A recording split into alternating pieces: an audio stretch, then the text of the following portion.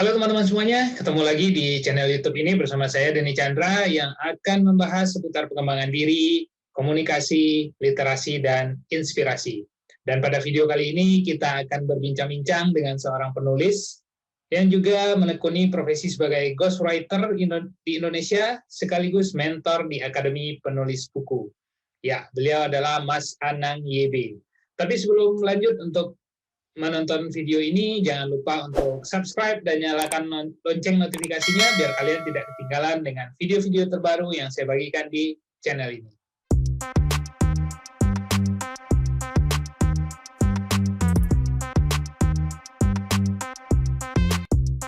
Baik, terima kasih Mas Anang sudah berkenan hadir untuk ngobrol-ngobrol bersama kita di sini. Makasih banget Mas Denny udah ngundang saya juga ke channelnya Mas Denny.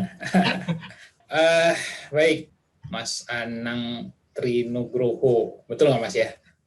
Tahu ya nama asli saya. Mas Anang Trinugroho, kelahiran Bantul, Yogyakarta, lulusan tercepat jurusan Geografi Universitas Gadjah Mada. Ada yang salah nggak Mas itu? Kenapa? Ada yang salah nggak informasi yang itu? Bener. Jadi tercepat pada saat itu ya. Kalau diukur sekarang mah kelamaan banget gitu ya. Karena di UGM zaman itu lulus itu rata-rata 6 tahun ya. 5 tahun, 6 tahun itu udah termasuk yang tercepat gitu ya. Kalau zaman sekarang kan anak-anak itu udah 4 tahun, 4,5 tahun itu udah biasa gitu ya. Malah ada yang udah 3,5 tahun bisa lulus ya. Betul. Iya. Betul. Jadi kalau dilihat dari background pendidikannya itu kan geografi, Mas. Kenapa sampai tercemplung atau tersesat ke penulisan ini ya? Ceritanya. Iya. Lebih tepatnya murtad ya gitu ya. Murtad ya. Jadi murtad profesi ya? Murtad profesi gitu. Tapi sebenarnya nggak murtad banget sih, karena sebenarnya sih ketika saya lulus tahun 96 gitu ya, lulus, kemudian saya jadi karyawan juga, kemudian menjalani profesi sesuai dengan pendidikan gitu ya, menjadi seorang ahli geografi gitu. Saya jalani sekian lama, kemudian 2001 dari karyawan saya udah mulai pensiun, 2001 saya pensiun, kemudian saya freelance ya, karena kok kayak lebih enak freelance gitu, jadi sebagai seorang geografi tapi freelance itu lebih enak, duitnya lebih gede gitu. Sampai suatu ketika tahun 2008 ya, saya berkenalan dengan beberapa penulis senior, saya paksakan diri ikut pelatihan dia, terus kok lama-lama enak tuh jadi penulis ya. Dari 2008 bikin buku, kemudian selama 1 tahun itu saya bikin buku sebanyak mungkin, cari kenalan penerbit sebanyak mungkin, cari kenalan editor sebanyak mungkin, sampai akhirnya ya sampai sekarang murtadnya udah benar-benar udah terjerumus banget gitu. 13 tahun menjadi penulis itu Mas Denny. 13 tahun hitungannya dari Mas Anang hitungnya dari 2008 ya? 2008 ya, ketika ikut pelatihan gitu. Mengenai nama sendiri Mas, kan kalau nama aslinya kan Anang Trinugroho, dan kenapa menggunakan nama penanya Anang YB, ada ini tersendiri nggak ya? Ada kisahnya tersendiri kenapa memilih nama tersebut? YB sebenarnya memang udah bawaan dari lahir ya, itu nama di depan gitu ya, itu nama baptis gitu. Tapi kemudian saya pindahkan ke belakang biar mirip, kan ada YB Sumarlin, kemudian ada penulis juga kan yang burung-burung mayar itu kan YB juga kan gitu. Romo Mangun gitu ya gitu. Tapi kebawa sampai sekarang sih, jadi orang juga akhirnya udah lupa dengan nama asli saya gitu ya. Orang taunya Anang YB, yang bahkan di luar komunitas penulis pun dikenalnya juga Anang YB gitu. Saya sih enjoy aja gitu. Udah ini udah nyaman pakai. Ngomong-ngomong masalah nama tadi juga Mas, apakah menurut Mas Anang perlu gitu seorang penulis untuk itu kan kayak boleh disebut kayak nama pena gitu ya? Nama pena ya. Itu perlu nggak kira-kira menurut Mas Anang seorang penulis memiliki nama pena gitu, atau gimana? Ada banyak alasan kenapa seorang penulis perlu pakai nama pena ya gitu. Yang pertama, yang paling umum adalah karena dia pengen melepaskan kehidupan pribadinya dengan kehidupan profesinya gitu ya. Jadi seseorang mungkin dia adalah bagian dari sebuah kantor gitu ya, kantor di mana tidak bebas untuk membranding diri secara leluasa ketika dia bikin buku gitu, maka dia pakai nama pena gitu. Atau yang kedua adalah nama dia itu susah untuk dieja gitu ya, susah untuk dieja karena untuk nama-nama artis kan harus mudah dieja, mudah diingat gitu ya, maka dia perlu memodifikasi namanya menjadi sebuah nama pena gitu. Nah, ada juga yang unik Mas Denny gitu. Ada satu temen gitu ya, dia pengen bikin buku Islami gitu ya, pengen buku Islami, tapi nama dia, bawaan dia itu Agustina gitu. Ini lucu banget ya. Jadi dia Muslim sejak lahir gitu, tapi nama dia Agustina gitu. Agustina kan identik dengan nama baptis gitu ya. Maka oleh penerbit, bisa nggak namamu agak-agak diganti gitu ya, jangan pakai Agustina lagi. Ya oke, itu nggak terlalu masalah buat dia. Akhirnya nama dia yang Agustina itu tidak dimunculkan di dalam buku dan dia pakai nama pena. Jadi ada 1001 alasan dan itu sah-sah banget gitu. Dilakukan. Gitu Mas. Oke, tapi sebelum lanjut tentang kepenulisan, ngobrol tentang kepenulisan, kembali saya flashback ke ini tadi, ke awal tadi, karena Mas Anang jurusannya geografi tadi ya. Iya. Ini kan masih banyak nih orang yang awam, Mas. Boleh cerita sedikit nggak itu seperti apa jurusan geografi itu dan bagaimana, karena Mas Anang sempat menjalani juga kan katanya sampai 5 tahun kalau nggak salah ya bekerja sebagai itu, dan untuk prospek pekerjaannya sendiri seperti apa, Mas? Oke. Geografi itu ketika saya masuk itu menjadi sebuah kampus yang nyaris tidak dikenal gitu ya. Bahkan di Indonesia waktu itu hanya ada di UGM, kemudian di Universitas Negeri Surakarta, kemudian satu lagi kalau nggak salah di UI gitu ya. Nah, sebetulnya profesi ini banyak banget dibutuhkan ya ketika itu, bahkan mungkin sampai sekarang ya. Ketika saya lulus, saya menguasai satu ilmu yang disebut dengan remote sensing. Remote sensing ini adalah keahlian di mana seseorang menggunakan data-data satelit, foto-foto satelit gitu ya, atau data-data foto lahan yang dipotret dengan pesawat udara, di mana dia bisa melakukan suatu analisis sebuah lahan, sebuah tanah, sebuah wilayah tanpa harus datang ke lokasi itu. Gitu. Jadi saya mencari lokasi tambang, saya menghitung aset sebuah hutan, gitu, sebuah HPH, HTI atau perkebunan sawit. Saya hanya bisa menghitung dari jumlah pohon-pohonnya dikalikan dengan potensi sawitnya misalnya, itu bisa ketahuan gitu. Nah, sarjana geografi juga yang saya jalani ketika itu, saya menjadi konsultan juga, saya menjadi bagian dari tim AMDAL. Jadi dalam AMDAL itu harus ada orang yang punya kemampuan analisis spasial ya istilahnya, dia bisa melihat bagaimana sebuah ruang terbuka, apakah itu bisa ditanami apa, layak untuk dibangun apa, itu juga bagian dari profesi seorang geografi gitu. Bahkan ketika sekarang orang udah sangat familiar dengan GPS ya, dengan Google Map, kami sudah melakukan itu jauh sebelum ada Google Map yang sedemikian booming ini gitu ya. Kami merintis, saya dan teman-teman misalnya, kami pasang alat GPS di mobil-mobil polisi misalnya, sehingga kemanapun mobil polisi itu bergerak, itu bisa dipantau dari kantor pusatnya gitu ya. Atau ketika kami mengerjakan untuk perusahaan media Kompas misalnya, kami bisa pasang GPS itu di mobil-mobil distribusi, sehingga dari jam 4 pagi dia keluar dari percetakan, kemudian mampir-mampir di sekian banyak agen koran, itu bisa kita pantau pergerakannya gitu.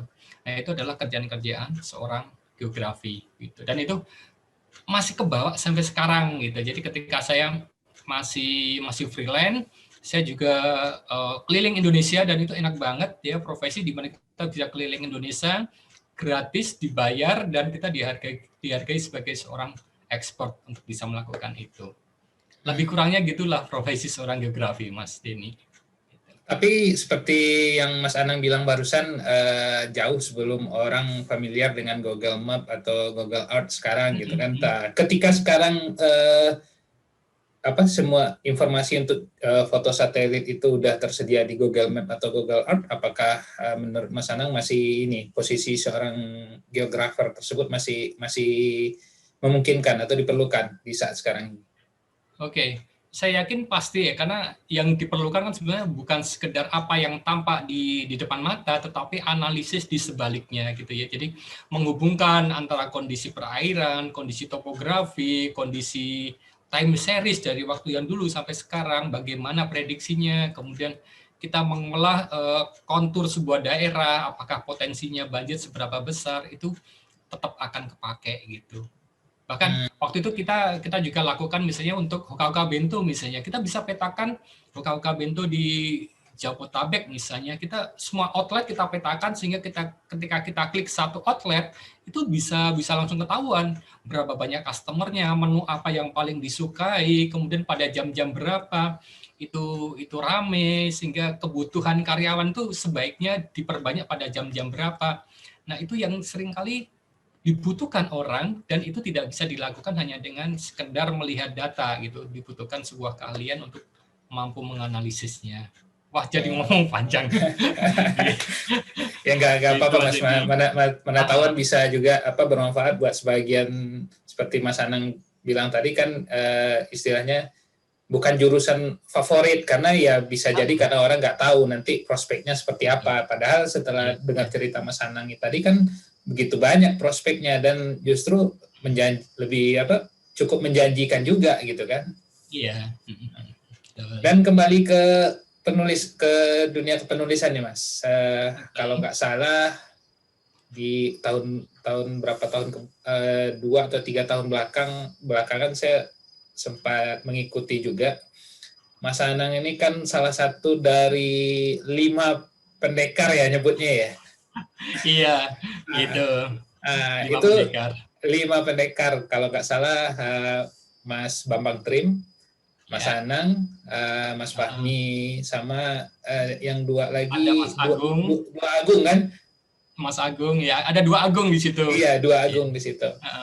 Itu gimana Mas? Masih sampai sekarang masih aktifkah grup tersebut, dan apa maksudnya 5 pendekar itu seperti apa sih gitu? Oke, sebetulnya 5 pendekar itu kan kumpulan yang tidak terikat gitu ya, dari 5 orang yang tidak terkenal gitu ya, tidak terkenal. Tidak terkenal. Pengen terkenal, maka mereka bikin brand namanya 5 pendekar tidak terkenal gitu. Memang ada sih awal-awalnya kita pengen membangun sebuah unit usaha gitu ya. Tapi ini pengalaman si pribadi. Penulis itu kan rata-rata orang yang soliter gitu ya, biasa bergerak sendiri gitu. Jadi ketika mereka sudah bertumbuh masing-masing gitu ya, susah banget sebetulnya untuk bisa bersatu. Nah, akhirnya kami menjadi teman diskusi untuk saat sekarang, teman diskusi, teman ledek-ledekan juga, menyemangati. Jadi di belakang layar ketika ada teman posting promosi tertentu di Facebook ya, kita bisa ledek aja di grup gitu, saling ledek-ledek di situ, saling menyemangati gitu. Tapi luar biasa banget, Mas Bambang Trim tetap berkibar ya, makin berkibar di masa pandemi ini, Mas Fahmi juga, kemudian Mas Agung sekarang jadi redaksi di mojok.co ya gitu. Kemudian juga Mas Agung satunya dengan dapur tulisnya, ini juga luar biasa banget, kliennya kakap semua, korporat semua, dan jadi kita saling menyemangati gitu. Pengen sih sekali-sekali kami pengen bikin sebuah acara gitu ya, tampil bareng di jadwal masing-masing, tampil di Zoom gitu. Mumpung mulai pada PD sih tampil di depan Zoom nanti. Coba deh, mungkin kita akan ngundang Mas Denny untuk jadi hostnya. Gitu. Siap. Karena istilahnya bagaimanapun juga 3 dari 5 pendekar tadi ya boleh dibilang sebagai inspirator juga, inspirasi saya juga dalam ini kan. Karena yang boleh dibilang ya saya termasuk salah satu fansnya lah. Tapi yang sering saya ikuti perkembangan informasinya atau kegiatannya ya 3 tadi, Mas Bambang Trim, Mas Anang, sama Mas Fahmi. Kan ya Mas Bambang Trim sekarang beliau dengan LSP penulis dan editornya kan, karena beliau yang cukup ini menginisiasi kemarin penulis yang sempat jadi polemik juga kan, penulis harus, sebagian bilang kenapa sih penulis harus disertifikasi gitu kan. Oh, itu sengaja digoreng kayaknya. Saya turut menggoreng itu biar orang tetap semakin, ketika orang udah mulai nggak aware, nah mari kita goreng isunya gitu. Ketika isunya sudah diangkat, maka orang akan kembali membicarakannya gitu. Dan Mas Fahmi juga dengan sekarang kalau nggak salah saya hampir mirip juga namanya ya, akademimenulis.id. Akademi Menulis. Akademi Menulis ya. Dan saya kira tiga-tiganya merupakan ya, karena dari 5 itu memang 3 ini yang intensif saya ngikutin ya, termasuk yang di media sosial, termasuk yang agak dalam tanda kutip agak narsis juga lah gitu berarti kan. Betul. Gitu. Lebih detailnya Mas Anang tentang apa beralih profesi dari seorang geografer tadi nyebutnya ya ke penulis itu di 2008 itu apa titik baliknya, Mas? Titik baliknya memang di situ ya. Jadi sebenarnya ada sesuatu yang mungkin nggak enak ya dari profesi seorang konsultan gitu ya. Jadi ini menjadi satu titik balik juga. Jadi beberapa kali saya mengerjakan beberapa pekerjaan pemetaan misalnya, ternyata banyak hal yang bikin saya nggak nyaman. Tapi ini kasus pribadi banget gitu ya, nggak nyaman gitu ya. Jadi misalnya data itu harus disesuaikan dengan keinginan klien misalnya. Jadi misalnya saya melakukan analisis pemetaan sebuah wilayah daerah misalnya tentang proyek reboisasi misalnya.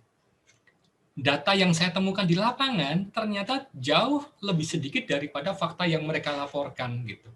Nah, di situ seringkali banyak politik-politiknya sehingga data yang kita buat akhirnya harus kita modifikasi untuk menyelamatkan institusi itu, menyelamatkan dana-dana yang sudah terlanjur keluar tetapi tidak ada hasilnya gitu.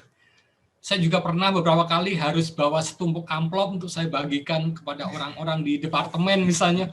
Itu benar-benar nggak nyaman gitu. Jadi sampai akhirnya ngapain saya sekolah tinggi-tinggi ketika saya melakukan sebuah profesi tanpa kenyamanan gitu ya. Sampai kemudian saya ketemu dunia menulis, ketemu dengan Mas Andreas Hareva, kemudian ada Mas Hersu Haryanto, orang-orang yang low profile gitu ya, dan kayaknya duitnya banyak juga gitu. Jadi saya mengekor mereka gitu ya. Jadi mulai tahun pertama, tahun kedua itu saya ngebut bikin portofolio, sampai kemudian merasa cukup mantap, kemudian mendeklarasikan sebagai seorang penulis profesional.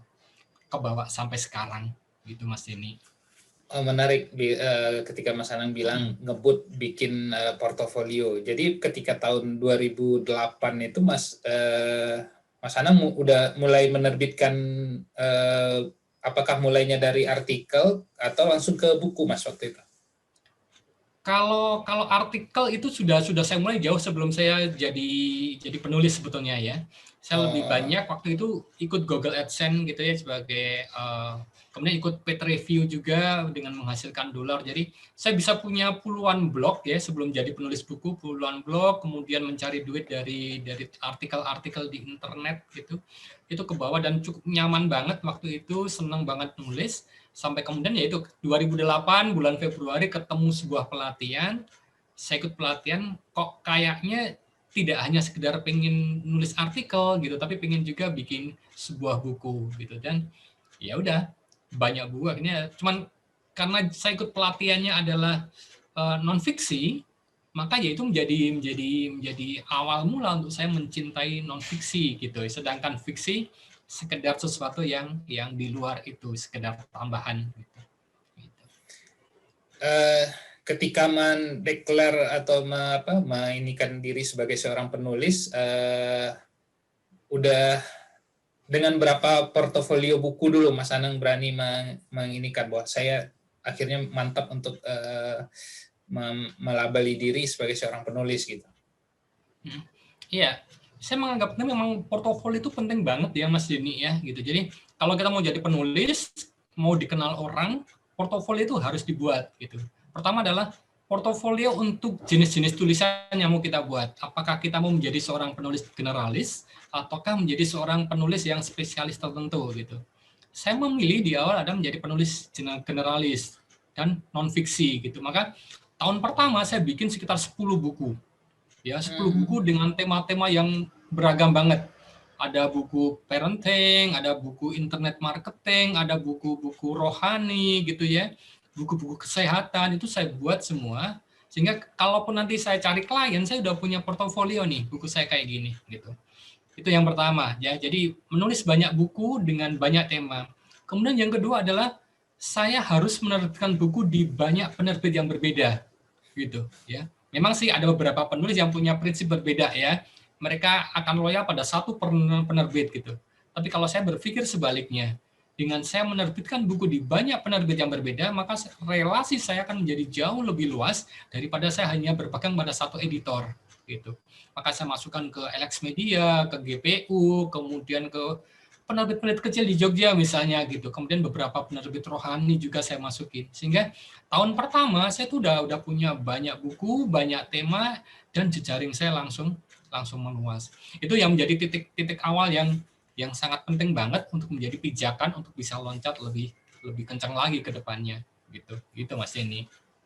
Tapi kan ada semacam ini Mas, semacam ada beberapa penulis beberapa orang yang pengen jadi penulis, ada semacam ketidakpedean karena seperti yang Mas Anang bilang tadi kan, Mas Anang langsung bikin beberapa karya dengan beberapa pembahasan atau topik yang berbeda-beda, mulai dari parenting, motivasi, kan karena sebagian orang kan beranggapan gini, harus ahli dulu baru ketika menulis parenting, apakah saya memang pantas atau enggak untuk menulis seperti itu?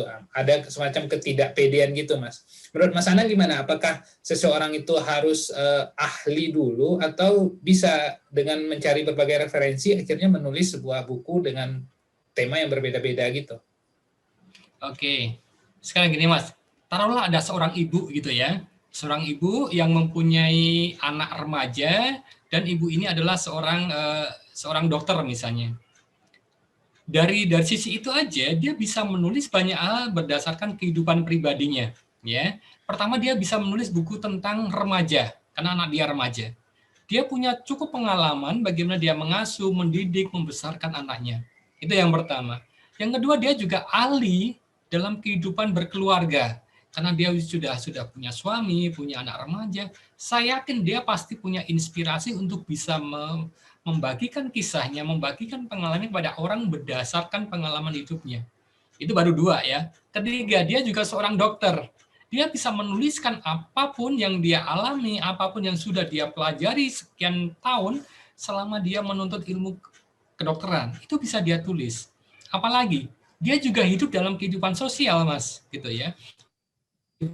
Atau dia aktif di gereja, dia bisa berbagi banyak hal gitu. Itu baru beberapa sisi. Kalau digali lagi pasti banyak bisa ditulis gitu. Jadi ahli atau enggak ahli, capnya apa gitu ya. Saya ahli marketing, apakah saya harus bersertifikat? Enggak juga. Saya harus menulis buku rohani gitu misalnya. Apakah saya harus punya gelar di depan nama saya? Enggak juga gitu. Ketika kita menulis dan kita bisa berbagi inspirasi, dan dari 2.000 buku yang kita terbitkan ada 2-3 orang yang berubah hidupnya, itu udah luar biasa banget gitu. Saya kira gitu. Jadi nggak pernah ada kata cukup untuk menjadi ahli sebetulnya. Jadi kita harus menulis sekarang, dan ahli itu akan berjalan dengan sendirinya nanti ketika kita banyak menulis, banyak berinteraksi dengan pembaca. Nah, itu keahlian kita akan meningkat di situ. Berarti kalau bisa ditarik semacam benang merahnya atau kesimpulannya, menurut Mas Anang ya bisa berawal dari inspirasi-inspirasi yang kita dapatkan dalam kehidupan pribadi yang terjadi sehari-hari. Mungkin seperti itu, Mas ya. Betul banget Mas ini, iya gitu. Tapi apalagi bahkan kalau kita tidak merasa cukup punya keahlian, kenapa nggak nulis novel, nulis cerpen, nulis puisi? Semua orang bisa punya pengalaman yang bisa dinarasikan dengan baik, bahkan dengan imajinatif gitu. Nggak ada alasan untuk tidak menulis sebetulnya Mas Dini. Gitu. Oke, nggak ada alasan untuk tidak menulis ya. Iya. Tapi kembali ke itu tadi Mas, kita kan memang setiap orang, saya yakin memang seperti yang Mas Anang bilang, punya kisah, punya cerita yang bisa dibagikan ke orang lain. Tetapi ketika kita ingin menerbitkan itu dalam bentuk sebuah karya, seperti yang contohnya buku lah gitu kan, dan kita pengen terbitnya itu di penerbit major lah gitu kan. Di situ kan ada bermain lagi Mas, dari editor atau ininya kan pasti apa sih keistimewaan naskah Anda ini? Kan mau nggak mau kita harus kalau udah ke penerbit besar kan ya apa memikirkan untuk nilai jual dan kondisi permintaan pasar gitu kan. Pasti kan ketika ditanya ada semacam ya boleh dari tanda kutip kisahnya ini menjual atau enggak. Itu mungkin seperti apa kita meyakinkan editor atau penerbit karena supaya kisah atau cerita kita ini bisa diterbitkan dalam bentuk sebuah buku. Oke. Nah, masanya udah beda ya Mas antara sekarang dengan ketika saya memulai profesi menulis ya 10-13 tahun yang lalu ya. Zaman dulu itu relatif gampang untuk bisa masuk ke Gramedia Publisher gitu ya, masuk ke GPU, masuk ke Elexpedia gitu. Kalau sekarang pertama persaingannya tuh makin ketat gitu ya, makin ketat gitu. Banyak orang harus mengantri berbulan-bulan untuk bisa diseleksi. Bahkan ketika proses seleksi selesai belum tentu lolos juga gitu. Tapi ada hal positifnya yaitu bahwa orang sekarang tidak lagi minded kepada penerbit-penerbit besar gitu ya. Banyak penerbit-penerbit kecil di Jogja misalnya yang bisa menerima naskah-naskah kita dengan lebih cepat, lebih toleran dengan kualitas kita gitu, dan mereka juga punya kemampuan untuk bisa masuk ke toko buku dengan sama baiknya dengan penerbit-penerbit mayor itu. Belum lagi kemungkinan untuk melakukan self publishing, Mas Dini gitu ya. Jadi dengan self publishing kita bisa menjangkau orang-orang yang mungkin membutuhkan kita, komunitas kita, sehingga kita bisa menjual buku kita dengan lebih cepat, bahkan mungkin seleksi ya. Jadi cukup diri kita yang menseleksi naskah kita, kemudian kita edit, kemudian kita masukkan ke percetakan, dan itu sudah bisa terbit gitu. Nah, kondisi pandemi ini juga membuat mindset bahwa penerbit mayor itu semakin tidak lagi penting gitu. Karena bagaimanapun juga penerbit mayor sebesar apapun juga saat sekarang juga banyak tiarapnya juga gitu. Sehingga publikasi buku menjadi lebih realistis ketika dilakukan secara self publishing ya untuk masa-masa seperti sekarang ini. Itu Mas ini. Tapi kan ada ininya juga Mas, ada berkembang ya semacam stigma atau apa ya, bagaimana untuk self publishing itu atau penerbit indie itu banyak juga yang meragukan kualitas editing, kualitas cetak, atau justru menganggap boleh dibilang ada yang beranggapan ya kalau self publishing atau apa ya berkualitas nggak berkualitas sebuah karya bisa diterbitkan. Nah, gimana caranya supaya kita bisa memastikan bahwa kualitas karya kita itu layak untuk dilempar ke pasar? Ya, buku self publishing pribadi maupun beberapa buku antologi memang kalau kita lihat memang memprihatinkan gitu ya, baik itu di kualitas desainnya, kualitas desain isi maupun cover, kemudian terutama sekali adalah parah di editingnya gitu nih. Makanya ketika kita pengen self publishing itu kan bukan sekedar pekerjaan penulis sebetulnya ya. Jadi kita menjadi seorang publisher gitu, menjadi seorang penerbit. Jadi cara berpikir kita ya harus cara berpikir seorang penerbit gitu. Bukan lagi berpikir dengan ala penulis gitu. Bagaimana sebuah penerbit berpikir? Ya dia berpikir bisnisnya, bicara juga estetiknya gitu. Jadi nggak bisa sebuah naskah ditulis selesai kemudian diedit self editing merasa sudah cukup gitu ya kemudian dimasukkan percetakan kemudian dijual. Enggak, itu masih cara berpikir seorang penulis banget gitu ya. Dia harus berpikir dengan ala berpikir seorang penerbit gitu. Bagaimana dia menjual, bagaimana dia mengemas bukunya sehingga menarik gitu. Ibarat orang bikin nasi goreng nih Mas. Kalau nasi goreng hanya untuk diri sendiri ya oke lah, memang kayak gitu. Tapi ketika kita mau jual nasi goreng itu sebagai bagian dari GrabFood misalnya, ya kita harus benar-benar mengemasnya sebagai sebuah bisnis gitu. Nasi gorengnya harus enak, harus sesuai dengan pasar gitu. Rasanya jangan rasa yang gue banget gitu, tapi harus yang kalau buku harus yang pembaca banget gitu. banyak penulis itu salah kebalik gitu ya. Mereka membuat buku yang harus gue banget gitu. Nah, ketika itu sebuah produk yang nggak bisa. Kamu nulis hanya yang gue banget. Kamu nulis justru harus yang pembaca banget gitu. Jadi harus ngikutin keinginan, kebutuhan, kemudian obsesi dan impian dari pembaca kita gitu. Impian itu tidak hanya sekedar kontennya, tetapi juga covernya, kualitas editingnya, kualitas desain dalamnya, kemudian gimmick-gimmick saat mempromosikan, saat menjual. Nah itu yang sering kali yang kalau saya bilang di poster saya kemarin, euforia self publishing itu udah terlalu menjebak banyak penulis sehingga mereka melakukan self publishing tanpa persiapan yang cukup gitu. Padahal banyak teman untuk bertanya sih sebenarnya kalau sebelum seorang melempar buku ya dia bisa ngobrol lah dengan beberapa teman yang pernah melakukan self publishing gitu. Itu agar untuk menjamin agar jangan sampai deh tulisan yang sudah dia buat sekian bulan akhirnya ya nggak sampai ke pembaca sebenarnya gitu. Bukunya mungkin dicetak 100 hanya terjual 20 gitu. Atau misalnya dia udah kerja keras bukunya kemudian ternyata halaman pertama saya udah kacau gitu ya, editingnya salah, kemudian anatomi bukunya, anatomi buku banyak penulis itu tidak paham anatomi buku dari halaman pertama sampai dengan halaman terakhir itu ada anatominya gitu. Nggak bisa orang sekedar menaruh teks gitu ya, kemudian dia mencetaknya gitu. Harus memperhatikan hal-hal yang seolah-olah remeh, tetapi bagi orang yang biasa pegang buku beneran, ini kayaknya kacau bukunya gitu. Nah itu yang banyak teman-teman yang memang perlu belajar banyak untuk memahami tentang buku sebelum dia melakukan self publishing. Gitu Mas Denny. Berarti ada istilahnya untuk seiring dengan perkembangan dan kemajuan zaman saat ini ada semacam tugas tambahan bagi seorang penulis ya. Dia tidak harus cukup sebagai seorang penulis saja, tapi di satu sisi dia harus seperti Mas Anang bilang tadi harus juga mempunyai mindset bagaimana sebagai seorang pebisnis. Seperti itu berarti Mas ya. Betul.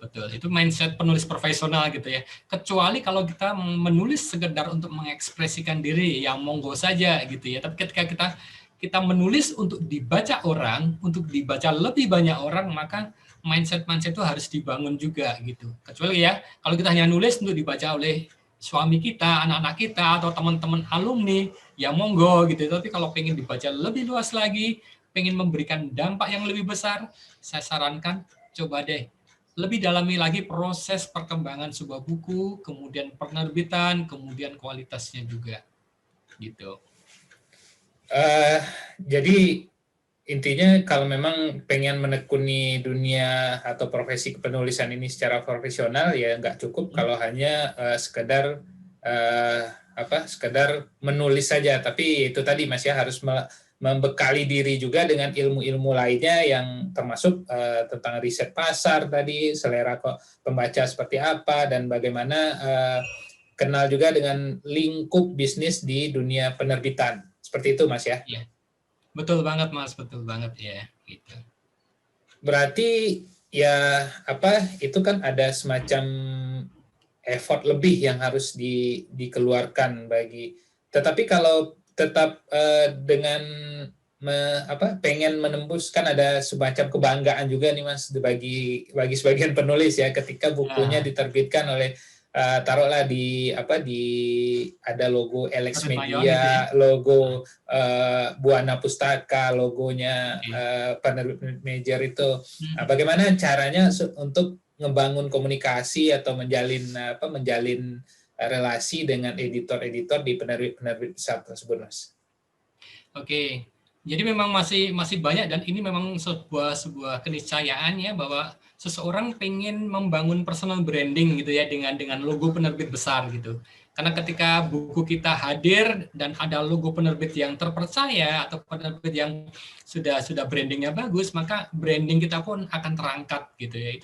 Itu saya percaya banget gitu, karena hampir sebagian besar dari klien ghostwriting saya juga sebagian besar menginginkan, saya pengen buku saya terbit di sana gitu, karena ya tadi terkait dengan branding yang pengen dia bangun gitu.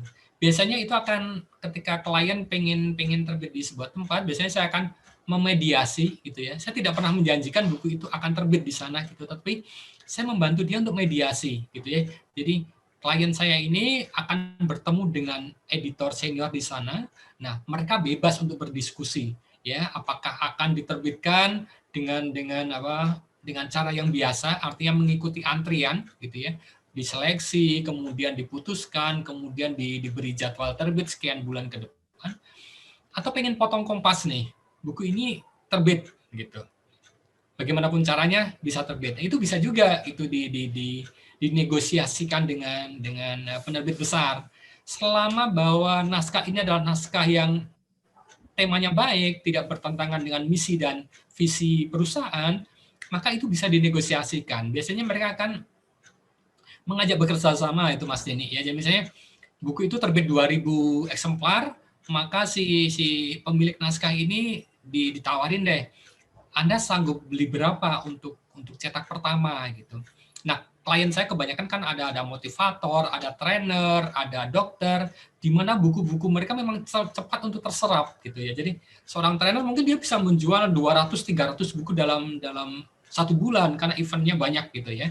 Maka tidak masalah buat mereka untuk membeli buku itu 1000 eksemplar di depan.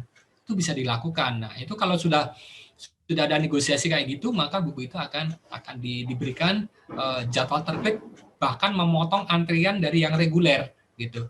Kalau buku biasa mungkin terbit butuh waktu 3 bulan untuk proses dari awal sampai akhir, mungkin dia dalam waktu sebulan atau 2 bulan itu sudah bisa tersebar di seluruh Indonesia gitu. Itu yang pertama. Yang kedua juga banyak penerbit juga yang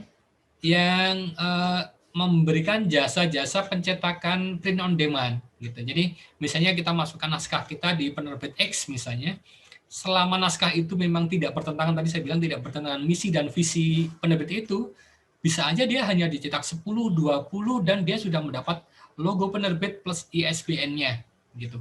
Itu bisa banget dilakukan karena banyak juga orang-orang yang memang pengen mencetak buku tidak sebanyak dan tidak harus dimasukkan toko buku gitu ya.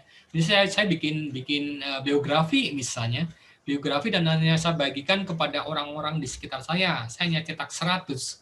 Saya bisa mencari penerbit, kemudian mencetak di sana dengan print on demand, kemudian kita akan mendapat logonya dan mendapat ISBN-nya. Itu bisa dilakukan juga gitu. Gitu Mas Denny. Oh, berarti ada dua cara ya. Yang pertama kalau dua opsi ya. Jadi yang pertama ya istilahnya kalau memang kita punya pasar sendiri dan punya dana lebih untuk mencetak buku itu ya kita bisa seperti yang cara pertama tadi ya. Kita misalnya dari 3.000 yang dicetak, 1.000 udah langsung sang penulis sendiri yang beli. Atau opsi kedua yang print on demand tadi ya. Jadi misalkan itu di penerbit besar umumnya juga sudah menyediakan sistem print on demand itu sekarang berarti Mas ya? Print on demand karena itu terkait dengan mesin cetak digital ya seringkali memang tidak semua bisa menyediakan gitu.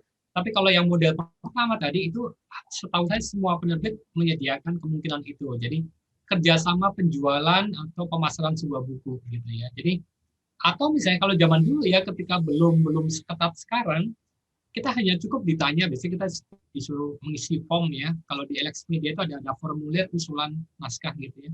Kita akan ditanya dalam setahun kita punya event acara apa aja gitu. Kemudian dalam 1 tahun itu event kita itu acara kita tuh bisa menyerap berapa banyak buku gitu ya. Kemudian buku kita ini dibandingkan dengan buku kompetitor, unggulnya di mana? Gitu.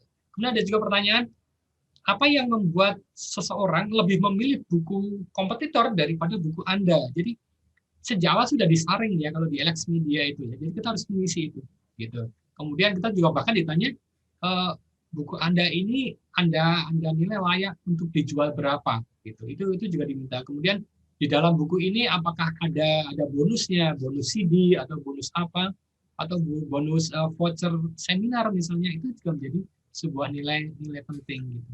Tetapi bergerak ke sini, ya penerbit lebih suka ketika si pemilik naskah berkenan untuk membeli sekian banyak buku ketika proses terbit pertama itu dilakukan. Gitu. Karena itu akan menjamin sama-sama nyaman ya. Penerbit investasinya juga terjamin. Kemudian penulis juga harus punya effort ya untuk menjual buku gitu. Pada masa lalu penulis itu kan rata-rata pokoknya aku punya naskah, bilang saya masukkan ke penerbit gitu ya. Iya. Dia hanya berkonsentrasi pada proses menulisnya. Zaman sekarang nggak bisa gitu. Kita harus ikut membantu bagaimana kita dan penerbit bisa bersinergi untuk bisa memasarkan buku itu. Kalau sama-sama laku, sama-sama booming, sama-sama bestseller, dua-duanya juga akan memetik ya, manfaatnya gitu. Itu Mas Dendi. Nah, jadi harus istilahnya sebagai partner berarti Mas ya, bukan hanya sebagai saya di satu sisi sebagai penulis atau penerbit yang hubungannya bisnis semata, nggak bisa seperti dulu lagi ya, harus sama-sama mendiskusikan naskahnya seperti apa, nanti pasarnya seperti apa, ngejualnya pun harus berpartner dan barengan. Ya, betul gitu Mas. Oke teman-teman semuanya, demikian perbincangan kita tadi dengan Mas Anang YB, dan bagi kalian yang tertarik atau pengen jadi penulis dan dimentori langsung oleh Mas Anang YB, bisa kulik informasinya di website penulisbuku.com. Selain itu, kalian juga bisa follow saya di Instagram @dennychandra. Demikian videonya, semoga bermanfaat, dan nantikan video-video berikutnya yang akan saya bagikan di channel ini.